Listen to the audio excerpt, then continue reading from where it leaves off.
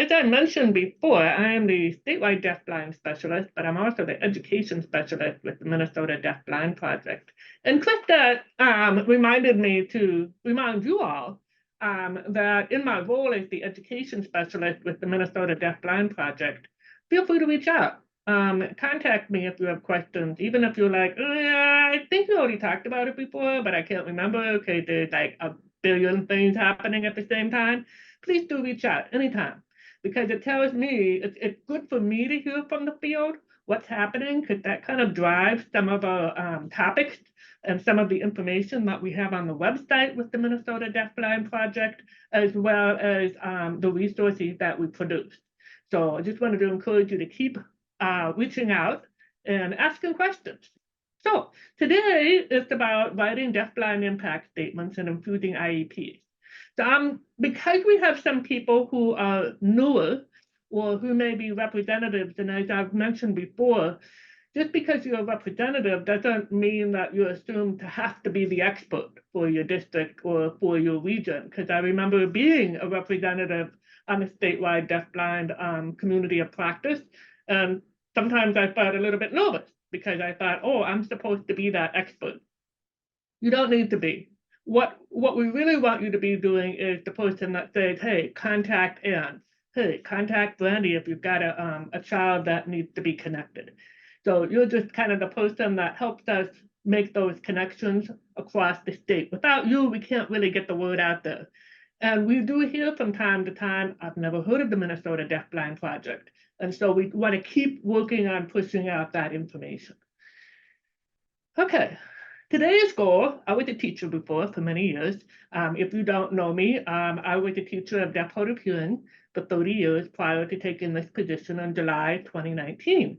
And during that time, I was an itinerant teacher. I worked with kids who were deafblind.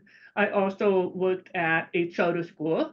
And then I also worked at a center-based classroom. So I kind of had a variety of all the different experiences. And I can understand some of the challenges in all different types of positions. So being that teacher, it's always good to have some goals to be thinking about when we are going through a session. So first, we're going to review the impact of combined hearing and vision loss on learning, communication, people, and the environment. Not going to take a whole lot of time. I think that Krista has done a great job jogging our memory about our students and thinking about them, but we're going to take it a little bit further. And if anything, I think sometimes seeing this information in front of us, especially if we have not had deafblind students on our caseload for a little while, and we're still the representative, it just kind of brings everything to the forefront of our minds and goes, yeah, it's a refresher. And so this is kind of the ideas of how you might share information and talk about it. The second thing is I've been doing a lot of work around primary disability, and in having conversations across the state. I did quite a few presentations last year to school psychologists, because I know they have a lot of carry a lot of weight in IEP meetings, especially after evaluations and re-evaluations in determining that primary disability. So we're going to touch on that. I've also been working on a document with MDE, and hopefully, fingers crossed, toes crossed, that will be final next week. And then that will be, I don't know how long it'll take to get it out, because it is a collaborative document with MDE. It will be going out and across the state and talking specifically about SMI, severely multiply impaired, that criteria, and how deafblind fits in or does not fit in. The third thing is looking at the hearing information and the vision information and how you combine it into a deafblind impact statement. I've kind of come up with the terminology impact statement. In my work when I was a teacher of deaf hard of hearing, I would write deaf hard of hearing goals and have to describe the impact of that particular hearing loss or deafness on the student's access. So I just kind of translated that into deafblind. And although we don't always work in the home setting, I wanted to be inclusive of those children in Part C, so that we can also be educating parents about the impact of deafblindness with their children. And then finally, the goal is for you to be able to feel comfortable, or at least get your feet wet in writing deafblind impact statements. And we will be having some breakout rooms because I've taken some examples from some of the different students that we know about here with the Minnesota Deafblind Project, changed the names, of course, changed a few other things, but just for you to have some hands-on time within a work group in crafting a deafblind impact statement. Also, I think it's good to see pictures of kids, especially in the work that Brandy and I do. We always want to be seeing the kids. Brandy was a teacher before, if you didn't know that. She actually taught up in the St. Cloud area and had gone through the deafblind intervenor training, just like I did. And then she joined our team several years ago.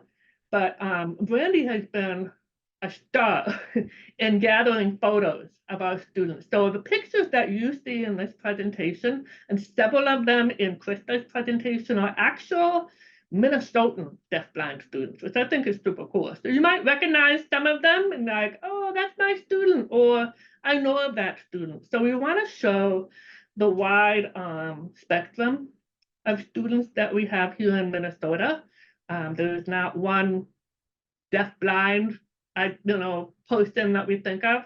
I know in this group you all understand that it's not just Helen Keller, and that deafblindness, complete deaf, total deafblind, total vision loss, total hearing loss, or deafness is 1% of our students. So this is just a few pictures. We want to be thinking about the kids when we are talking about IEPs. Some of you may have seen this before, but I think it's a good reminder. Critical understanding number one, and Dr. Jerry Petroff has long been involved with the Minnesota Deafblind Project. Now is in retirement age, traveling in Europe, and so we don't see him as much anymore. But he helped to drive the writing of this information on this slide. Students with deafblindness often experience additional disabilities. More than 80% of deafblind students in Minnesota have additional disabilities, or have multiple disabilities, is what we would say. So that is the information that we gather from the child count that Deanna sends out every year, usually in February. We gather all the information. We have to submit it to the National Center on Deafblindness.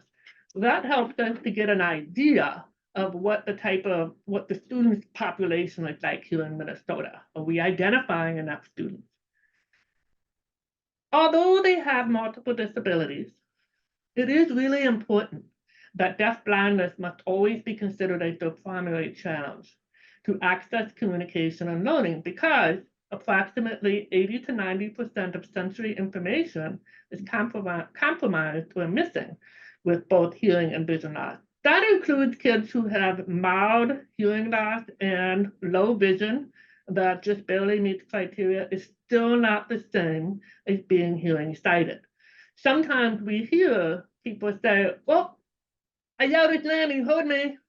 And you know, in your work, if you are a deaf hard of hearing teacher, that doesn't really mean a whole lot. Sometimes kids happen to turn around. Sometimes, yes, they hear, but they don't understand what you're saying. Yeah, I heard something. I don't know what you said. And that's compounded with vision loss. So yeah, just want to kind of put that in the front of our minds. This is a slide that I think is important to think about when we're writing IEPs, and I put this in here on purpose. Hot plus dog does not equal a hot dog. Deaf, hard of hearing, plus blind, visually impaired does not equal deaf-blind. Deaf-blind is its own unique disability, and it is not additive. It's actually, hard for me to say the word, but it is multiplicative, where you multiply it, and it is way more complex than just deaf, hard of hearing, blind, visually impaired. And I'm going to talk a little bit more about that. I'm going to go back a little bit. Actually, one of the reasons that I put this up here, and this was what drives this presentation, is that many times on our IEPs, because we have to have a deaf, hard of hearing teacher and a blind, visually impaired teacher, and they meet criteria, then we can identify the student, oh yes, they're deaf blind. However, on most IEPs, I still see deaf, hard of hearing information, blind, visually impaired information like this. There's no intersection. There's no, well, what does that mean if the child can't see at this distance for access as a deaf person or as a hard of hearing person? That's what's driving this presentation today. And like I mentioned before, may have multiple disabilities. They also often have additional disabilities, and this might be why people are thinking about SMI. I'll be honest, that was me. When I first started working with deafblind students, and I worked with students who had multiple disabilities, I was like, hey, the primary disability should be SMI, because everything's impacting the student.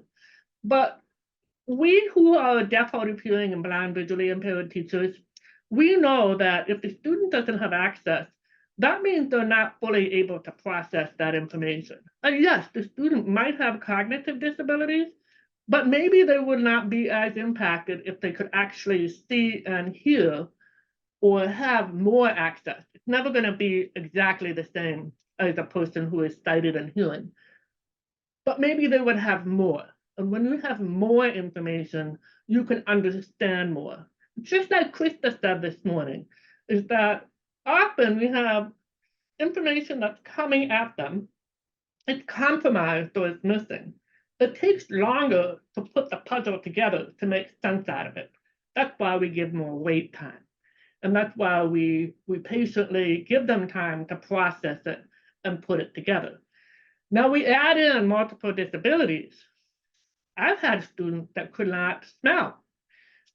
They could also not taste because they could not smell.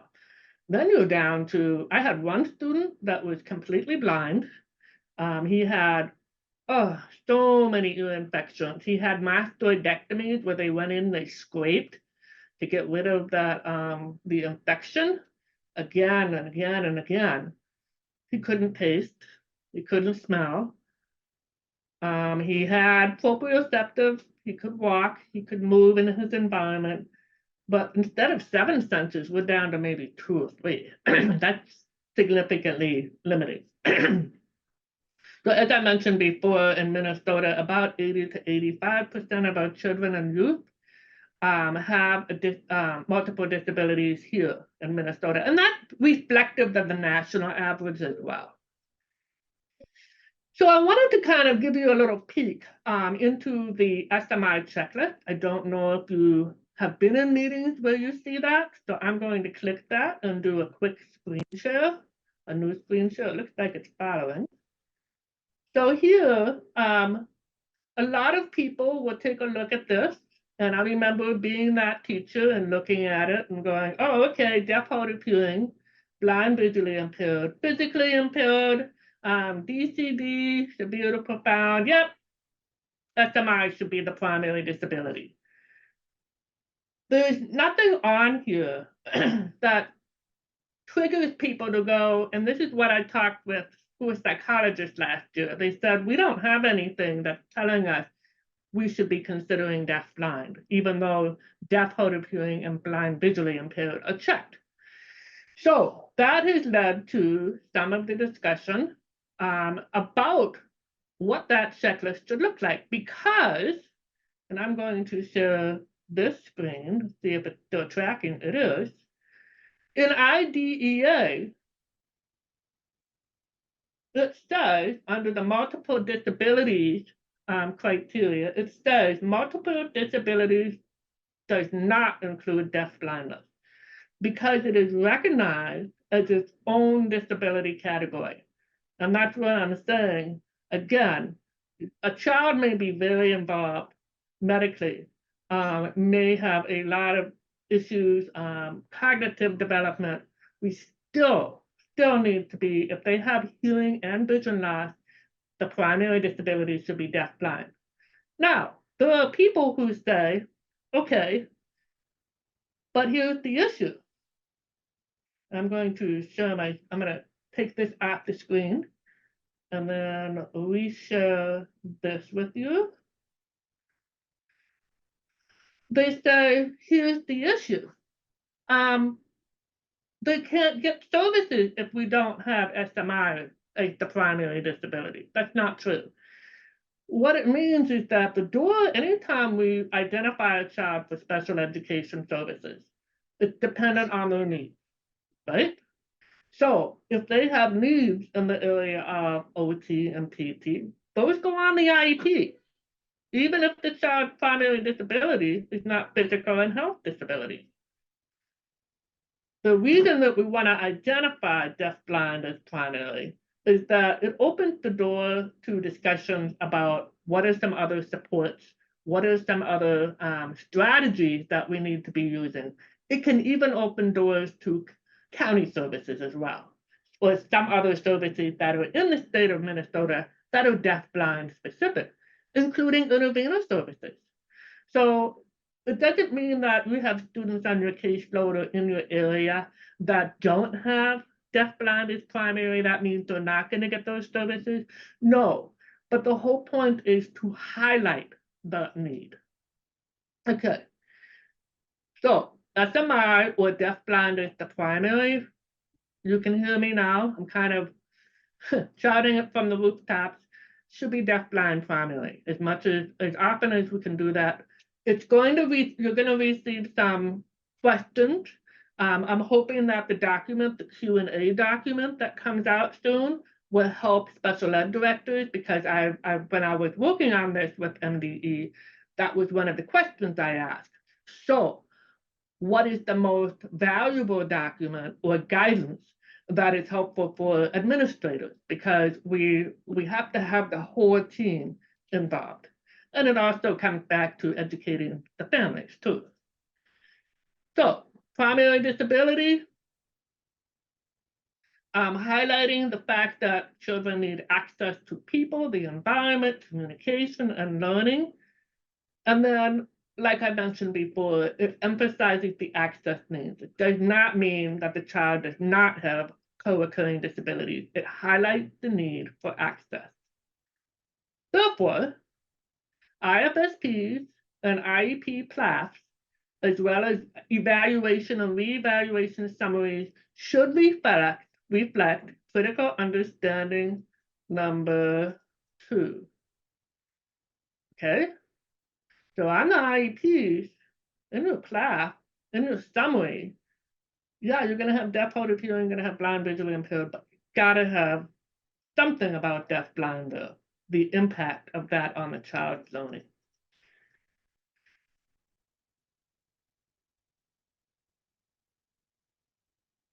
Okay. Okay, I am seeing some. Amy Kaufman said that one of the pictures is her student. And I see Kate said there's always an argument. It gets really difficult to get deafblind as the primary disability. I agree. And so that's why the Q&A document will be something that you can bring to your IEP team and talk about it. Hopefully with this presentation, it'll be helpful for you to come away with some tools, some ideas, some strategies that you can bring back to your team. So my question to you, and if you could just put in just to answer the first question, are you already writing some sort of deafblind impact statements? And if you're not, don't worry about it. I'm just checking to see, like Krista did at the beginning, how many of you have used experience books before? Yes, as a partner with BVI, great to see. Sometimes, yep.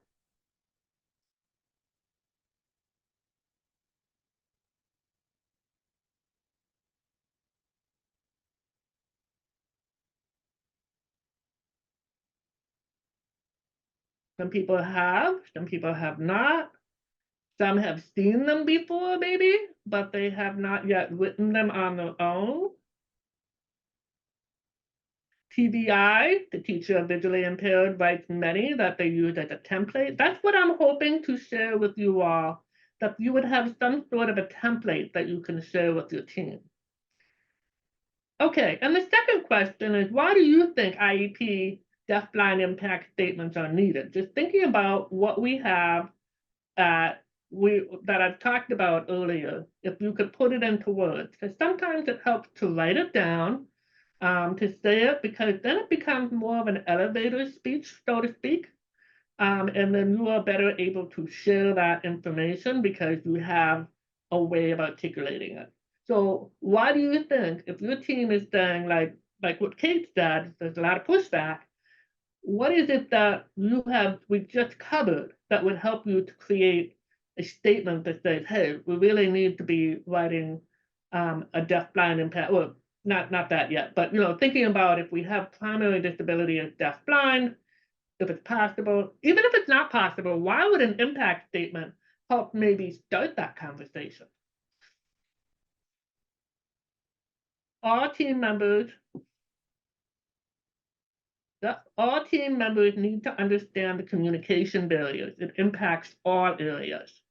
Individualized instruction that is needed is significantly different than what a DHH or BBI student needs. With combined sensory loss, there's unique needs and barriers. They just don't have a vision loss or a hearing loss. Yes, it sounds like we've got some consensus here. It makes clear the unique needs of the students. Yes, so it's not just, oh, yeah, he's hard of hearing, he doesn't really see really well. I will say though, I have had students who were, especially in the gen ed setting, who would say, I'm hard of hearing and I don't see too well. They would not identify themselves as deafblind. We can say, well, then you have a combined hearing and vision loss. It sounds like it's quite challenging. Empathize. So to help others continue to keep in mind the access needs of the students, because most team members do not understand the impact of combined loss. This can spell out some accommodations and supports that are specific to our learners. Yes, so the OT, for an example, I had a person who was subbing for the intervener. And I don't know if you've heard this story before or not, but I had shared the student is completely blind on her right side and completely deaf on her right side. So the person who was subbing, who was not a trained intervener, continued to sit on her right side. And the teachers were just kind of oblivious to what the student needed. And even though we were trying to get that, we were trying to get an intervener in place to kind of help with this situation. She continued to sit on the right side because she said, I want the student to self-advocate. Now, this was a student who was in the gen ed setting. She was not of the 80–85%. She was in the gen ed setting. And so she was completely deaf on one side, so she couldn't localize sound either. She couldn't tell where the sound was coming from. So anyway, and so because I was able to explain she can't hear and see on one side, the intervener, or that now I can't even call her an intervener because she wasn't. The person was sitting on the wrong side because she said I wanted her to self-advocate. And I said, you need to be on the correct side, on the left side, so that she doesn't have to constantly tell you to move or she is missing information. Make it easier, not harder. So that's just a little brief example. It also helps, for example, like orientation and mobility specialists. That particular student had O&M services, but the O&M teacher didn't understand that, yes, she couldn't see. She understood the part with the vision, but because of being deaf in one ear, she didn't understand why it was so stressful for the student who couldn't tell where the traffic was coming from. So that's another reason that we put those impact statements. Christy asked, where would we put the impact statement in the evaluation report? I would put it in the summary. So you would have hearing information under sensory, hearing, vision. And then you're going to create another section underneath that says deaf-blind impact. And then you can write that combined statement, where you have the BBI teacher and yourself kind of putting it together and making sure that you are sharing this information with the entire team. In the IEP, I put it in the PLAAFPs. Some districts do it where they have the same PLAAFP for every single goal, so it should be in there, but interpreted. And for example, if it's in math, then the student may not be able to access the visual aspect of the math lesson without using some sort of a device, and that it's not necessarily possible that the student's going to understand audio description. That is something that I see again and again, people not understanding. If the audio description doesn't work for a typical hard of hearing student, it's not going to work for a deaf-blind student who has the same type of and degree of hearing loss. So we need to keep that in mind. Moving on. Good question. Keep asking them. So here's some considerations. These are some things that you can use with language. Like I said, it increases the understanding of the multiplied impact of deafblindness. Also, it includes the explanation and perhaps an explanation of behavioral and language challenges, especially behavior. And I have heard time and time again, start myself, the student that I was just telling you about, the completely deaf and completely blind on the right side, when she was in middle school, when I first started working with her in 6th grade, she was absent all the time. And when we talked to her mom about adding intravenous services, she said, no, I don't want her to be dependent. So our first step was to educate the mom as to why that was needed. After she had intravenous support and that person was trained to provide access, she rarely missed school. So that was a behavioral change because it was accessible then. It also, having a deafblind impact statement also supports the understanding of administrators and other team members. Just like we've had in the past, we've had Kim Simshauser has presented about, and she's here in this community of practice, she's presented about the IEP discussion guide of determining the need for an intervener. And when you go through that step by step, and that's on the website, and I can show you really quickly where you can find that, under resources, we'll do that later. When you're able to do that, then it's hard data. And so when we actually write an impact statement, it's derived from the data that we have. That helps lead to the discussions, which is next. It initiates discussion about intravenous services. It might even also help with the discussion of why the student continues to need intravenous services. In the past year, we've been getting information from people or some questions from the field that, well, the district has decided the student's 21 or 20 and they don't really need intravenous services. They're doing fine now. As a deaf person myself, I don't ever grow out of the need for captioning or interpreter services.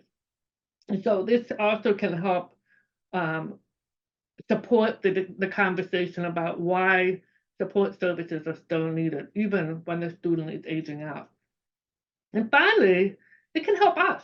It can help us and increase our understanding of and empathy for deafblind children and their families, because often the families don't quite understand. So an impact statement can help the families to better understand what they need to do and to provide access at home. We can brainstorm ideas.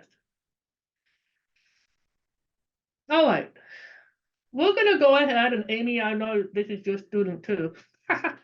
But anyway, hearing loss information on IEPs and IFSPs. This is just kind of a review.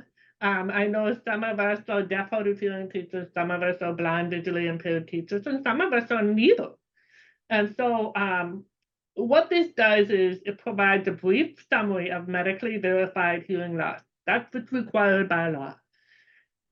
But I want to add, it also can include information from the informal hearing evaluation. I'll spell that out before I send it to you, or the functional listening evaluation. Back in February 2020, we had a presentation about informal hearing evaluations. And you know what? I think I'm just going to hop over online here. Let me find it so I can show you where you might find this information. I think it's helpful to have that. I know for me, I'm a very visual person, and so I need to see things visually before I understand where I can find them. So I'm just going to do this really quickly. So on here, this is the main page of the Minnesota Deafblind Project website. We have deafblind examples. So we have students that we're showing on here. For sometimes people don't understand what deafblindness is. What does that look like in a person? You can use some of these examples if you would like. Then we have the criteria here. I'm going to make sure that you all see the criteria. I'm going to talk a little bit further. But this also has a list of all of the different syndromes that might be possible, or etiologies to consider. If you're doing the census, you see this. And then here's the rules for deaf, hard of hearing, visually impaired, but that's not what I want to show you. What I want to show you back here on the main page is school district resources for special educators. This was new last year, as well as the school district resources, deafblind resources for special educators, and then school district resources for employing interveners. This is the one I want you to take a look at. And I want to make sure that it's following me. It is, okay? In August, it was not. So anyway, and some of these educational resources here, under evaluation, under assessment here, we have the informal hearing evaluation. So if you want to take a look at that, this was developed by Texas, I believe. Then this is also the link actually to the Google form. So if you want to take a look at that, you're forced to make a copy before you can get into it, because I don't want to accidentally see your information because of data privacy. Then this opens up. So this is the informal hearing evaluation. This is often used when you have the information from the ABR that your student, if it's a student with multiple disabilities, and they have not passed the newborn hearing screening, but then also we need to make sure that they're getting tracked throughout the educational career. So an ABR might be done when they're going in for some sort of a medical procedure. Sometimes it's dental work. But anyway, this is a follow-up to that ABR. This is something that can be helpful for the team. Also, if you're not sure if the student has a hearing loss, and the teacher might be noticing something. Maybe they're noticing that whenever there's a speaker nearby, they put it up to their head and it's super loud. None of the other students do that. Or maybe they're just not attending to anything in the environment. And because a lot of our students who have multiple disabilities are in a classroom that works with kids who have developmental and cognitive disabilities. So it might not be apparent to them, and they may not be using spoken language or sign language, and so it's behavioral. So this is an idea of how you can evaluate the student's hearing. That's why it's called informal hearing evaluation. A functional listening evaluation might not necessarily be possible for these students. Okay.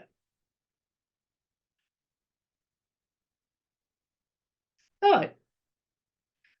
We also want to include statements about auditory access. So if in a program or classroom that has a primary language is spoken English and or the parents are hearing, because I think it's important that we might even have to say it might be on a sensory neural profound hearing loss and bilaterally. Not everybody knows what that means. Deaf in both ears.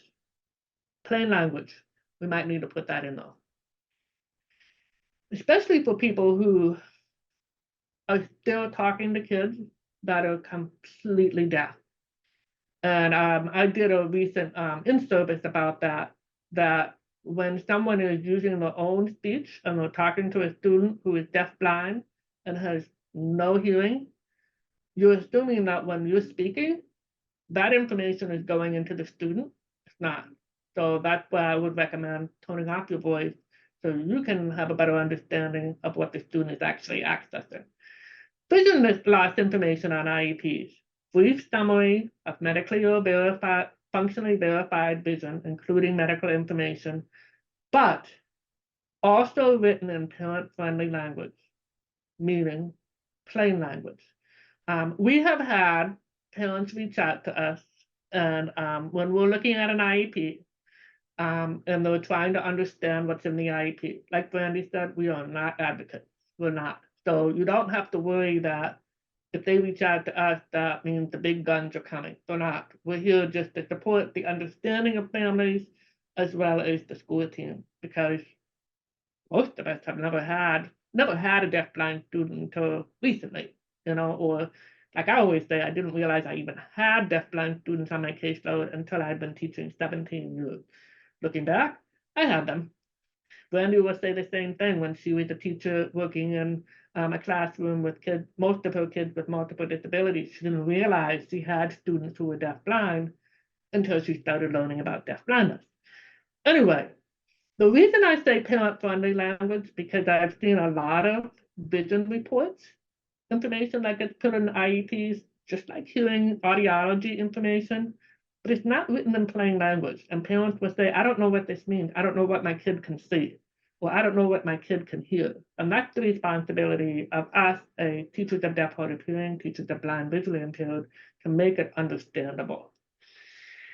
And then I also put in here about CVI, cortical visual impairment. It is considered a visual impairment. That's fairly new, but it is one of the most common causes. It is the most common cause of blindness in children. But then also to remember to put in a phase. Krista mentioned phase 1, phase 2 of some of her students to understand what that means. There are lots of resources like CVI Now. But even as a teacher of deaf, hard of hearing, because we know our kids depend on vision so much, it's important for us to understand that too. Okay. What is the template? Like I think Jenna mentioned, there's a template that they use in their district. These are the pieces. These are, I would say, probably put a star on this slide. Explain how the child is unable to compensate for vision loss by using hearing alone. Explain how the child is unable to compensate but for hearing loss by vision alone. And then therefore, what does this all mean for the child's access to people, communication, instruction, and the environment? Okay, those are the 3 key pieces, and I'm going to show you what that looks like. This is Fred. Fred was a student of mine. He had a diagnosis of Dandy-Walker syndrome. And at the time, I did not know about CCMV, congenital cytomegalovirus. Went back and read his evaluation, and that's what it was. Now I understand a lot more about CCMV. And just a little plug, if you're not sure about what CCMV is, I'm just going to put a quick little plug in here. I'm going to share my screen. You can see where I'm at. Go to the Minnesota Low Incidence Project. Is it still tracking? Got to check it. Yep, it is. On the Low Incidence Project, we have a main page here that has CCMB. This is something that Jess Moen, who is the early hearing detection and intervention specialist, she works with Brightworks, called Eddie, EHDI. She did a lot of work around this last year in collaboration with MDH, Minnesota Department of Health. So you can come in here and read about this. There's websites. This is an excellent book. If you haven't had a chance to read it, if you're not in her group, this is something I would highly recommend. So anyway, that is off to a different topic. But I just want to make sure that you're aware of these resources that are available. Sometimes it just helps to see it. So he has myopia. I added nearsightedness. A lot of people don't know what myopia is, so we want to put that in. He has astigmatism in both eyes. What does that mean? It means it makes seeing things more than 3 to 4 feet away blurry. So this is the plain language we're talking about. He does not tolerate glasses on his face. So some people would say, well, if he just put his glasses on his face, yeah, but some kids, it's a sensory thing. His field of vision also shifts, and sometimes he's better able to see on his left side, but then it shifts to his right side, and that can happen with the CVI. He also has cortical visual impairment. This particular IEP, at that time when it was written, they didn't know what phases were. So, I mean, this is a long time ago. And then hearing information. He has a profound bilateral sensory hearing loss with no usable hearing. What does that mean? He's completely deaf, and he hears no speech and no sounds. You have to put that in there, believe it or not, because it often happens in classrooms where people don't quite understand that. There's no benefit, there was no benefit for hearing aids and cochlear implants, but not discussed because you can't hear anything. And at that time, that was not something that the team considered. So here's the deafblind impact statement for Fred. Because he is deaf, and I added, and hears no sound. He cannot hear any speech. So staff working with him must use sign language in close proximity, about 3 to 4 feet from him, because his vision is blurry at a further distance. That puts it all together. And I believe we would also probably talk about tactile signing too. That would be something.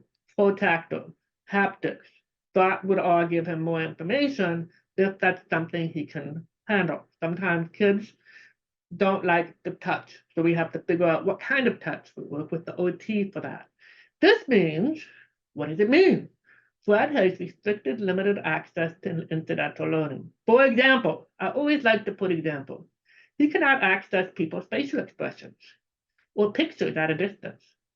All materials need to be brought close. So we can have, adaptations listed, but when we have an impact statement, it's like, why?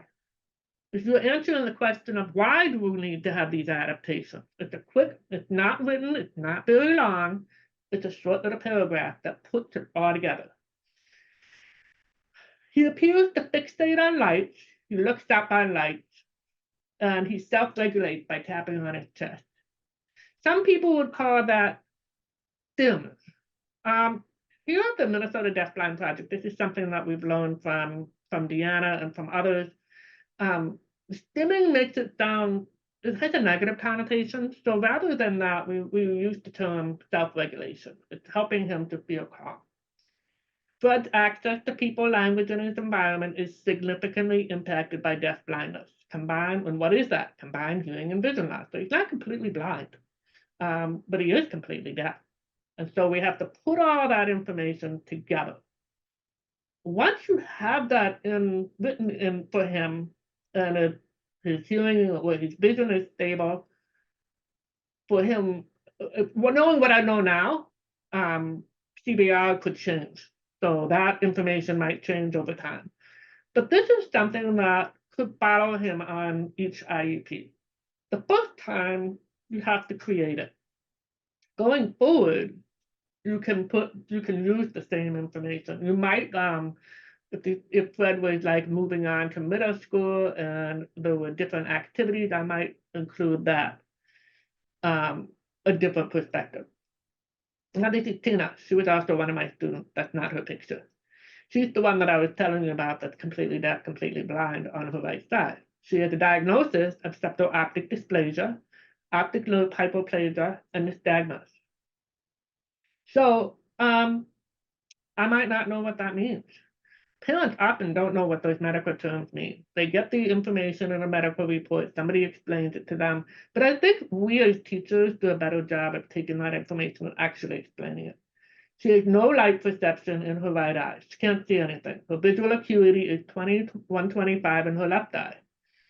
In addition, Tina's visual field cuts from her waist down, and her peripheral vision on her left side is impacted. According to a functional vision assessment, she needs 14 points to read text. She's able to use she's able to see 3-inch letters from 10 feet. That's something we want to think about when she's in the gen ed setting, where she's sitting. And, however, reading can cause fatigue. The fatigue factor is something that we've been talking a lot about in low incidence disability fields, especially deaf hard of hearing. We need to be thinking about that when we're programming for our high school students. Hearing information. She has a profound sensory neural hearing loss in her right ear and normal hearing in her left ear. That means she's not able to localize sound. She can't tell where the sounds are coming from. That's important for the O&M specialist. According to the functional listening evaluation, she has language, so we don't need to do the informal hearing evaluation. We can actually do the functional listening evaluation. When she's 10 feet from a person speaking in normal background noise, her understanding drops from 100% in quiet at 3 feet to 76% at 10 feet in noise. However, if her teacher is in line of sight, her understanding increases to 92%. She fascinated me. because I assumed that she didn't rely on her vision for access, because I assumed that the vision was more impacted. But actually, she maximized her vision. It was fascinating to me when I met Tina. It was a deaf-blind impact statement. Fully blind and completely deaf on her right side.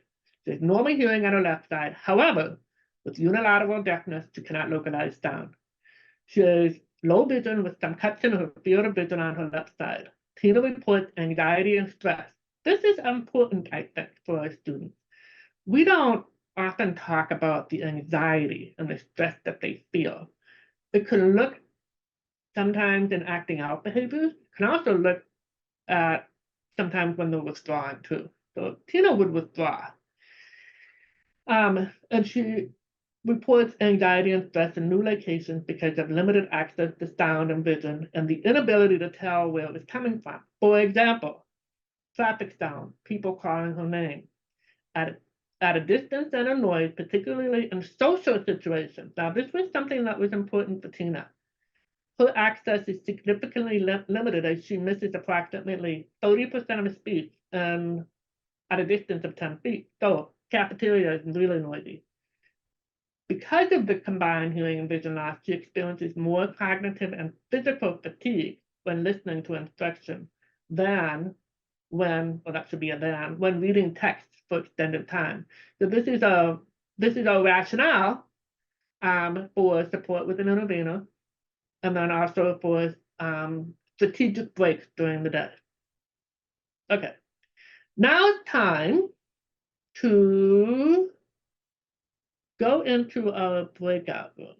So I made a note that I probably will not take a break during this time because my time is short. I'm going to just quickly take a look here. Kate said she's having difficulty with issues with staff pushing back on ASL because they are providing multimodal communication, where they can't output ASL due to physical constraints, but highly benefit from sign. I get pushback, I can get pushback, but the multimodal discussion has actually affected use of sign, even if it's one of the forms of communication a student uses. Yeah, so here's what I would do, and this is what I did do, because I had teachers that would say, I know a few signs. Yeah, we don't need somebody who's fluent in sign, and this is the kid that needs it. So I said, well, how many signs is that? Well, I know about 10. Stop, all done, more, those signs that everybody knows. I said, okay, so when you have kids that are hearing and sighted, and they have multiple disabilities, do you just say those 10 words all day, every day? That's it? I didn't do it that sarcastically. But that's the point. You got to give some parallels sometimes. And just say, okay, so if you're going to do that for this student, we're talking about receptive access with ASL. We're not only talking about expressive. Because if that was the case, why do we have AAC devices for kids who are hearing? Shouldn't they just be able to talk? So the kids need to be able to sign expressively in order for ASL to be beneficial receptively. Doesn't quite make sense. Doesn't line up. So if you can use some of those examples, that tends to get people thinking a little bit more. So if I have a student that's hearing and sighted and they need an AAC device, I'm just going to stop using spoken English because they can't speak. That doesn't make sense. So when you have multimodal, a kid is able to understand spoken English completely, or spoken language, it doesn't have to be English, spoken language completely, then why are we using AAC devices? We should be using them. Same thing goes for ASL. They could be taking it in receptively, but still need an AAC device expressively. So that's multimodal. But the multimodal thing does not minimize the fact they need access to language. The mode of speaking is articulating. That's where I'm going with this. So I think that would be something that I would maybe even formulate. Like if you're having this pushback again and again, You can always reach out to me too. We can kind of brainstorm and say, hey, this is a script that maybe would be helpful for you. That's what I would do with my students. We would come up with a script and just test it out, see if that's effective for people and helping them to think. But I do think you go back and you talk about the impact statement, it's going to help that discussion a little bit further. Now, Jenna says the template that they created in her district, and Jenna, I think I presented in your district about this before when I first started. It includes information about the intervener, which is great, yes, and what the intervener's role is when the student has one to include in the IEP. Yes. Okay, here's what we're going to do is I have breakout rooms. I think I got everybody into a breakout room. In the breakout rooms, you're going to see person's name. So if you can see on here, I'm going to try to put in a link. What I'm going to do here is I'm going to see, let me try this. I did breakout rooms when I was doing a Minnesota mentor program thing, and it didn't work as well as I wanted it to. So here's what I'm going to do. I'm going to put the link for, let's see, I'm going to stop sharing right now.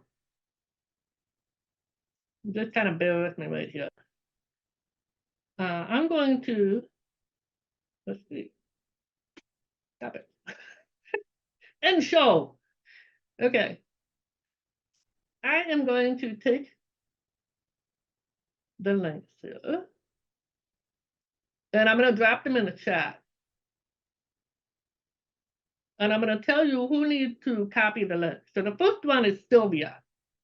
I'm going to drop Sylvia in the chat here. And I'm going to tell you who needs to copy it. The reason I'm telling you to do that is because you're going to want to look at it when you're in your breakout room. So, Alicia Fergan, Corey Cook, Jill Roman, and Zach Schaefer, you're in room 1 with Sylvia. Copy this link. And then put it somewhere on your computer so you can see it, or click it. Okay, breakout room number 2 is Peter. And Peter, people in breakout room 2 with Peter is Amy Niels, Amy Voorhees, Angela Dalen, sorry, I'm not saying the name right, Angela White, Cindy Bruning, and Michelle Isham. Now, Michelle, if you want to move to room 1, just let me know. I can move you. Otherwise, I can move an interpreter. Why don't I move an interpreter? Darlene, I'm putting you in room 2. Okay. You don't need to move, Michelle. Okay, room 3 is Araceli.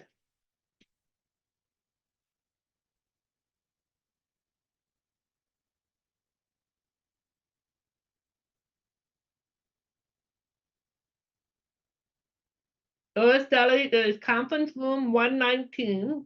I know you gave me your name, but I don't remember right now. Diane Donanick, Jenna Lowe, and Joelle Peterson / Ian Paul. Okay, looks like we invited someone. That's great. I need Ian's information, his email address, so that I can send him this information. Okay, next one is Julio.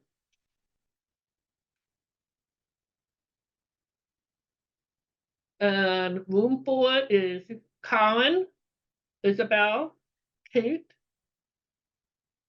Z, Caitlin Kaufman, Casey Orson, Krista, and Kim Canoza.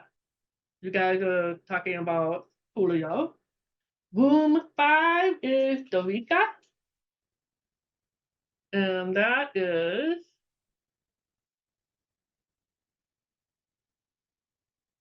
Dorica is Kimberly Elson, Melissa Horst, Nicole Eck, and Renee Wolf. And then, let's see here. The last one is Zaweed. It's with an X. I saw that interpreter.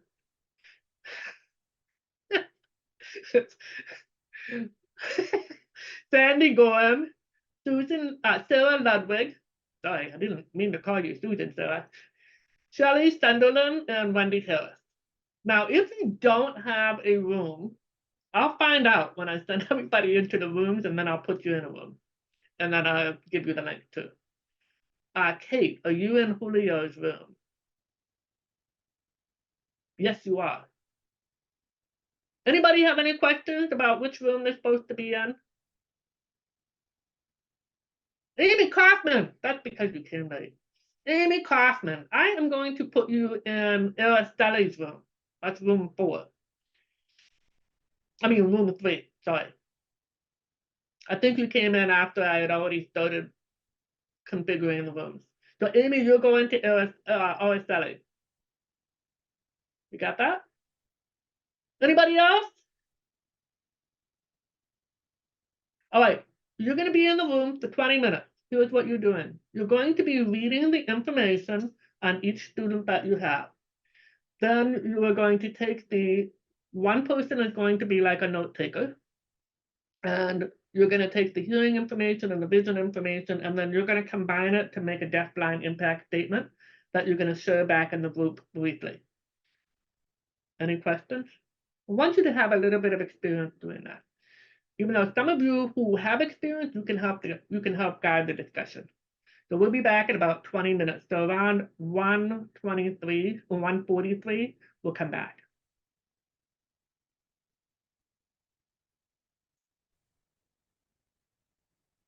Alrighty.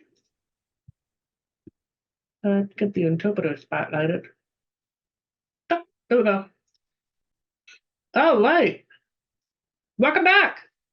I hope that this was a good opportunity for you to have a chance to process some of this information, to think about how you might apply it if you haven't already, or how you might, yeah. Jill just said, there's not enough time. Isn't that our mantra all the time? Not enough time, we need more time. Yeah, I agree. I wasn't sure how much you would need, so I was like, let's try 20 minutes. Maybe if I do this again, we need to have some more time. But did you at least get a chance to talk about how to formulate a deafblind impact statement? Yeah, incomplete information doesn't help like this. Yeah. This is the information that I pulled off of IEPs. So this is all the information that we have. So just to kind of to think about maybe when you're in IEP, looking at them asking questions. Yeah, sometimes this is all we get. This is all that's on there. And I think it's really important so that these are actually usable documents for families and for people on teams who do not understand hearing and vision loss and even deafblindness. Yeah, it's a good practice. It's a good reminder of what needs to be included when you're writing these. And I know it can be hard sometimes to actually have the time to sit down and think, okay, so got a mild to moderate hearing loss, and it's worse in the right ear, worse in the left. Just to kind of make it all make sense. It can be quite a challenge. So I'm glad to think that it gave you an opportunity to think about what needs to be in there. So what we can do is we have an option. I think what we're going to do is I was going to suggest maybe a 5-minute break, just to stretch a little bit. We've been sitting quite a while, and then come back. I do see that 3 of the groups were able to go in and actually write something. And we can have 1 person share per group. And then come back, and then I've got some resources that I want to share with you, and a very exciting new cohort that's going to be starting soon. So let's do a quick 5-minute break. I just know you've gotten a lot of information, you've been processing it. Let's just do a quick break and then come back. And then each group will have about 2 minutes to quickly share the deafblind impact statement. We're not going to do the hearing and vision, we're just going to do the deafblind impact statement that you were able to get. Okay, so I'm going to share a clock really quickly so that we have it in front of us. And I'll be back. We'll see you back here in about 5 minutes. Back. I am going to go ahead and I'm going to just call on people who were in room 1. If there's someone who just wants to share the deafblind impact statement, and I hear you, some of you might not have gotten that far, but even if it generated conversation, generated some thought, and what are we writing? What's the value? And like I said before, once we have a deafblind impact statement in there, it becomes easier. I know when I was writing my first one, because I was just thinking, people are not understanding my student. Well, maybe I need to write something with the BVI teacher and we can kind of figure this out together. Because at that time, I didn't understand much of what BVI had in the IEP. It was sometimes it was medical. I understood the medical part of deaf hard of hearing, but then not about BVI. So we got together and we wrote our first impact statement. After that, it became easier. So is there anybody should we just work from the top down, from room 1, if they would like to share?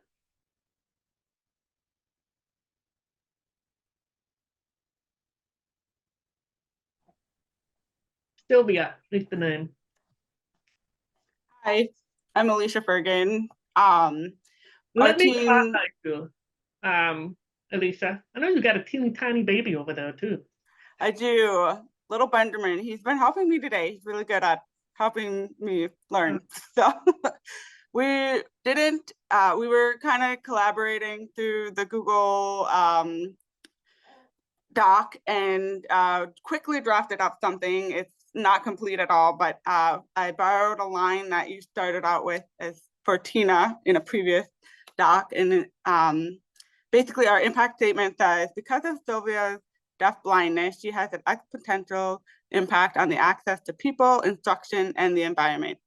Sylvia has a hearing loss in both ears and wears 2 hearing aids to help her compensate for her hearing loss. Her right ear is better than her left ear with a mild hearing loss. When trying to communicate with Sylvia, it works best if you stand on her right side so that her better ear is facing the direction of the speaker. Sylvia also has a vision loss, which limits her access to use speech reading cues when accessing spoken language. Her vision can be blurred or distorted. She may even have difficulty seeing in low lit rooms. Sylvia uses the support of glasses to help improve her vision. Because both vision and hearing loss impact the access of information, she will need to be in close proximity, including large size print to gain information. Listening and seeing needs to be done one at a time. For an example, when teaching math, the teacher will need to allow Sylvia to look at printed information, then listen, and then look at it again. It cannot be done simultaneously. And that's about as far as we got. And we all were deaf hard of hearing teachers, so we were limited on our knowledge of the vision. It would have been really resourceful to have a vision teacher in our group. So we did the best we can with the information we had. So exactly, and that I think you've highlighted the importance of having. I thought I had mixed everybody up. I guess I didn't. You've highlighted the importance of having a team with the DHH and the BVI teacher, which is really good too. I think that's important. Yeah. One thing about Sylvia, she's actually a very new referral to the Minnesota Deaf Blind Project. This is an actual student, it's not her name, but she was just recently identified in kindergarten as having both hearing and vision loss and just started having access to glasses and hearing aids. So yeah, that could be something else to consider when we're writing our deafblind impact statement. Her listening age and her seeing age, even though it is compromised, is still very limited. So, we did put that in the parent part. We just didn't get a chance to put it in the impact statement. But yes, we did highlight that because that was a huge gap of learning that was missed. So, yeah. And even having this information will be a great way to, talk about then that you need an intervener, and I think that's something you can springboard off of. Thank you, Alicia.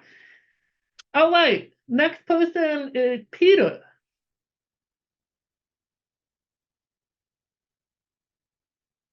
How are you feeling about Peter? He's a 4th grade deafblind student. Apparently, none of my group is jumping in. And I can honestly say this is not how my brain works. So this was really tricky for me to put it together. And normally I would have done my own functional vision eval and functional listening eval and had a little more info. So this is a garbage pail where we threw it together. It's not done. But because Peter is able to hear and see better from his left side, information should be presented on his left side. Due to the fact that his hearing loss is progressive, his hearing should be monitored regularly, and the combined impact on his hearing loss and vision should be monitored with concentration given to learning Braille. Because of the combined hearing loss and vision loss, he will not be able to hear or discriminate and see or necessarily identify information on his right side. For example, he may not hear other students coming up in the hallway on his right side. And because of the combined hearing and vision loss, Peter may experience more cognitive and physical fatigue when listening to instruction and reading text for extended time. Due to Peter's limited access to sound and vision on his right side, he may struggle with where sounds are coming from. Therefore, orientation and mobility services need to be considered. Yeah, what would it be about the orientation and mobility services? You might want to be, I'm not going to say you have to do that right now, but I mean, that would be something to add. How does that impact what the typical orientation and mobility specialist does when they're working with a hearing child with low vision or blindness? So, yeah, I think this is just good for kind of getting the thought process going, and the thing that I think is really important too is making sure that we're making this parent friendly. That is often, and also when it's parent friendly, then people who are not in our specialty areas have a better understanding as well, because they're not used to the jargon. Okay, how about Araceli? Right, can you hear me? This is what we have.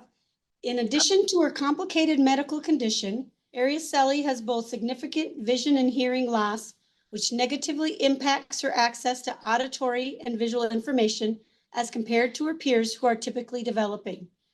Her hearing loss, which was identified in infancy, is described as severe to profound. This degree of hearing loss means that without her hearing aids, Araceli may not be able to access even the loudest of sounds. Although she consistently uses her hearing aids at school, it is important to understand that amplification does not restore hearing and her additional vision needs. Typical hearing in Araceli needs to have information presented in multiple modalities given her hearing and her additional vision needs. Results from the current evaluation indicate that when she is wearing her hearing aids, Araceli responds to music as well as her classmates' voices. Araceli's vision is impacted due to having nystagmus, involuntary rapid eye movement, and demonstrating that she has limited ability to use her near vision unless materials are presented with light up reflective properties within 3 feet or less. When interacting with brightly colored materials that have light up reflective properties, she's able to track objects left to right with full movement. This is most likely indicates Araceli will not be able to access print effectively. Additionally, Araceli is unlikely to access visual information from more than 3 feet of distance. Having a combined vision and hearing loss presents unique barriers and additional consideration when presenting materials, such as offering a multi-sensory hands-on approach, using all residual functional senses, sight, hearing, auditory, touch, etc., to provide access. Staff should use hand-under-hand instruction rather than hand-over-hand when working with her. This allows for opportunities to do with the student, not for the student. Just a quick question. With a child with severe profound hearing loss, and if they were late identified or they were identified at 10 months but didn't have amplification until maybe 5 or 6 years old, how much benefit would they have for hearing aids?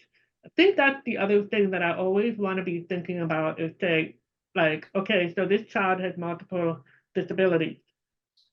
If a child was vanilla deaf, hard of hearing with no other disabilities, and they were later identified, where they were identified at 10 months, but were not amplified until much later, the benefit of hearing aids might not be as great. So this might be a situation where we would do the informal hearing evaluation, maybe get some more information as like, okay, she's understanding access to music, but she's not necessarily understanding anything what her peers are saying. And so that's something that is important, I think, to make sure we're talking about that language access too. And why we might, like what Kate said, we might be saying, hey, this student needs ASL. Because if it was a child who did not have all these other disabilities and was deafblind, we would probably be looking at an interpreter.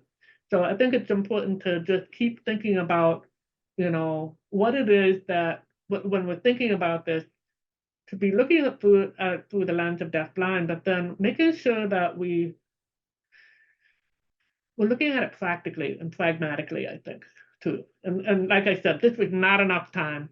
So I just wanted to kind of throw that out there when we're thinking about writing impact statements, you know, just in general. So, okay, Julio. Thank you all. Hi, Anne, this is Krista. Okay, where are you? Let me spotlight you. Thank you, Krista. Okay, we also thought there was probably not enough time to get this done, but here's what we got.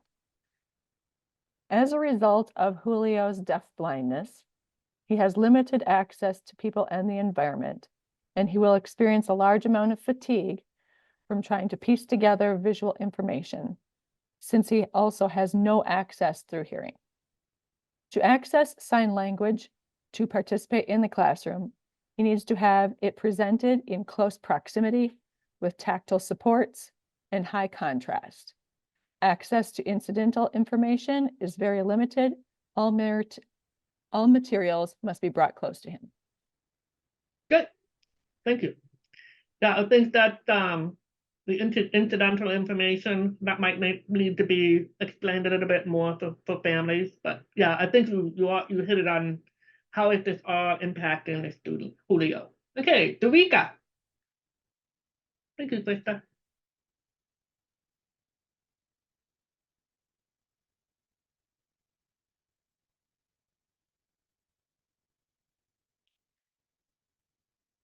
Angela White. Should I spotlight you? Oh well. I saw you go on. Are you part of with Dorika's group? No. Okay, then I will remove the spotlight.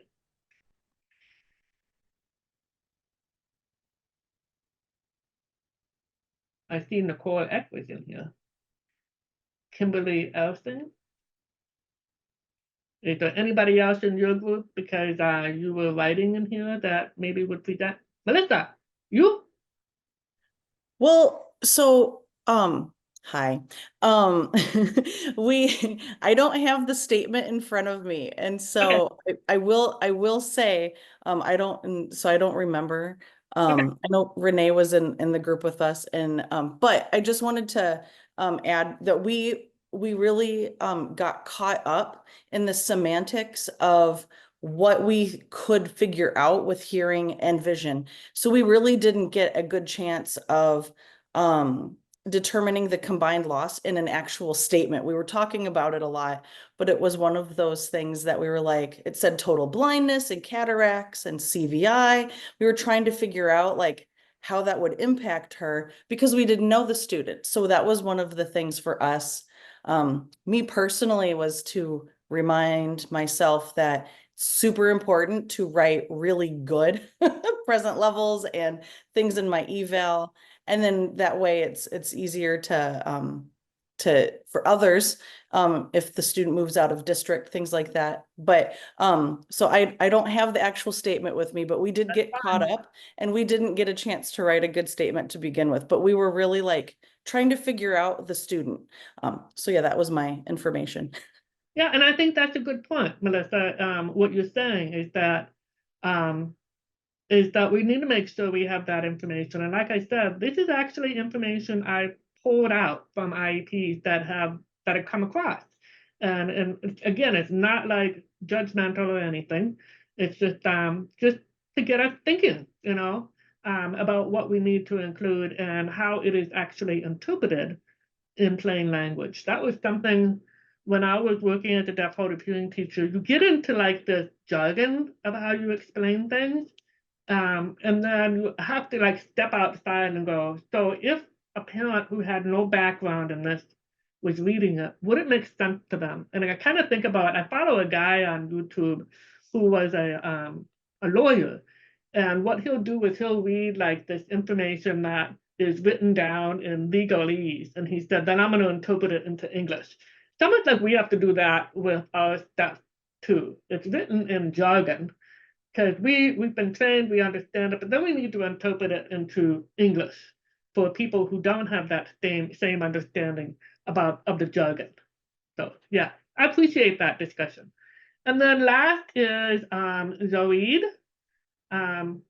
Is there something that you all developed? Were you able to write something up? Or do you feel you're also in that process too? I think we, this is Sandy. I think we thought there were a lot of unknowns about his vision, so especially the vision. But so we're kind of questioning, is his vision mild or severe? Why was he getting patched? Because they said all of a sudden recently he was getting patched at school. Well, it doesn't, there's like no clear indication as to why. We could just assume. So there was a lot of assumption going on when we were talking about this student, this child, this 2-year-old. And then for the hearing, that said that he has a unilateral, one-sided hearing loss, should have access to toys and auditory information presented on the better side.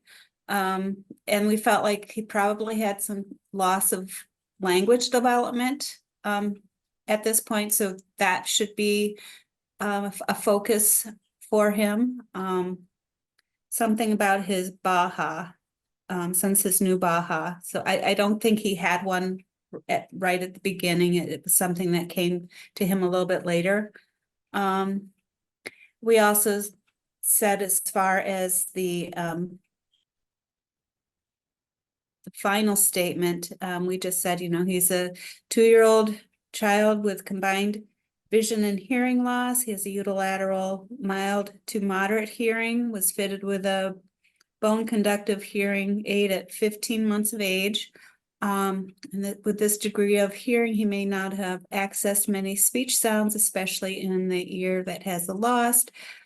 His language skills may be impacted since he was missing hearing access during those crucial months of development. He has bilateral primary optic atrophy, which there's reduced sharpness and clarity, bilateral hypoplasia of the optic nerves, so the underdevelopment of the optic nerves, and nystagmus, the involuntary movement. But again, we were just, without knowing the child, unsure if it's mild, severe vision loss, will he need an O&M? And we suggested doing things, make sure that there's high contrast, good lighting, trying to keep things picked up and predictable for him. So.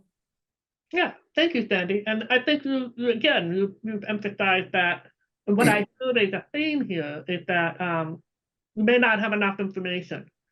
And like I said, this is the information that I pulled out of IEPs. The other thing too is to consider is that I think a lot of times when we have kids with multiple disabilities, the information related to hearing and vision, because it is so much stuff, I think it gets to be a little bit short-term. It's not enough information for people to truly understand what is going on with the student. And if it tends to be, and a lot of kids with a lot of medical involvement, it can be a lot of medical terminology. But again, it goes back to what we're hearing from families, what Brandy's heard, and what I've heard when we've been in some meetings, because parents have questions. I don't know what my kid can see. I don't know what my kid can hear. I don't understand what this means. And so just to kind of emphasize that, I'm glad to hear that it's gotten your thought processes going, and maybe, sharing that if you have some regional deaf hard of hearing and regional BBI communities of practice, if you could bring this back to them, or encourage them to watch the video, that we're having a recording here, so that people have a better understanding of why we need to have deafblind impact statements, because we have a deafblind community of practice. We got to have those two roads merge, deaf hard of hearing and BBI, so that we have it clearly defined for deafblind. So thank you for your courage and kind of admitting that, hey, we're not quite sure still, so it's going to take practice. And like I said, reach out anytime. I've had different teams around the state just say, because I have talked about deafblind impact statements, and they'll send me an email and they'll say, okay, I've got this information and this information. How do we put it together? And I might say, well, this is a suggestion, an idea of what you might do. And then I send it back and they'll tweak it a little bit. They'll send it back to me. We'll go back and forth. Doesn't have to be immediate. It can be an email back and forth exchange. But I just want to make sure you know that I'm here as a resource. I'm here to support you all in what you're trying to do, because I think we are actually asking for a paradigm shift. We're asking people to shift on the way they're thinking about students. And like I said, especially those kids with multiple disabilities. So thank you all. Thank you for that courage.